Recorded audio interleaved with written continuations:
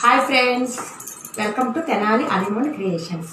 చూసారా ఇంకొక డిజైను, అంటే డిజైన్ కాదండి, సేమ్ డిజైన్ ఇంకొక కలర్ చాలా బాగుంది. చూసారా, ఇది శారీ అనమాట.